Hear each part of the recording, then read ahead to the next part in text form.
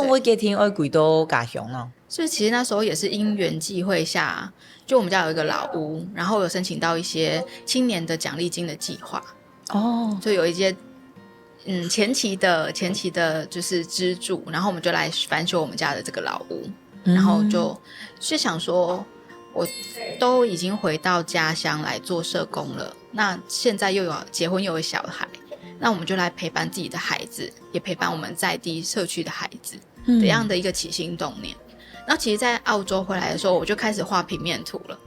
就是一楼可以设计成书屋啊，然后2楼有背包房啊、背包客啊可以来住啊等等的可以来换宿啊。其实那个萌芽已经在那时候已经画好了，设计图已经画好，只是缺乏一个金钱吧跟动力吧。你刚刚在设计的时间就已经想它会是什么功能了吗？对，对，我那时候就想说但是还是有落差啦。对，就会想说我觉得是一定要是个小朋友可以来的空间。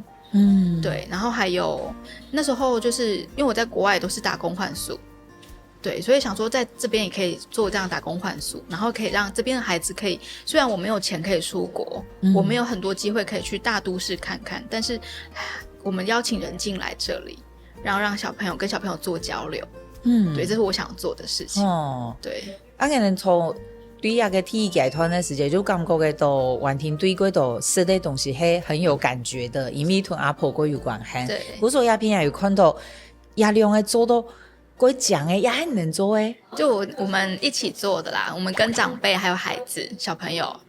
对，然后请朋友一起来拍照啊、设计这样子，这个很精美耶。对，我们就想要让长辈知道说，其实我们在地有很多其实很棒的宝，不是他们觉得很廉价的东西。古说底波耶也的料理都是在地耶，都是在地的。对真的就是想要因为像我阿嬷走得早，所以很多东西我们没保留下来，所以现在社区的长辈就像我的阿公阿嬷一样，对，我就去挖他的宝，挖他们的以前吃的什么啊，然后我们现在可以怎么样把它记录下来保留下来。所以我们第一年先做了中式的料理，就把刚刚说的那个腌冬瓜入菜他们平常怎么做的，有什么料理，先把它记录下来。然后第2年我们就跟我们在地的东兴国小一起配合，跟长辈一起，算是个三代的创作吧，再转译成西式的料理，让大家更能够接受，而且就是原来它也可以变西餐，对，也可以变美美的餐桌，非常精美耶。对，刚你举例一下好吗？就是你那时候一定是先做田调，对，一定是说先做田调，所以我们就调查了大家家里什么腌制物。对。刚有吗？你觉得哇，你田调到底觉得，既然我们云林兆安有这种菜，你自己也很觉得特别的吗？我觉得他们就是把什么都拿去腌啊，过剩的就拿去腌，不能腌就把它晒成干。对，然后什么菜豆干啊，长长的菜豆干，过剩就把它晒成干，高丽菜干、花椰菜干，对，这是基本款。对，还有更麻烦处理，就地瓜也可以，就是地瓜签嘛。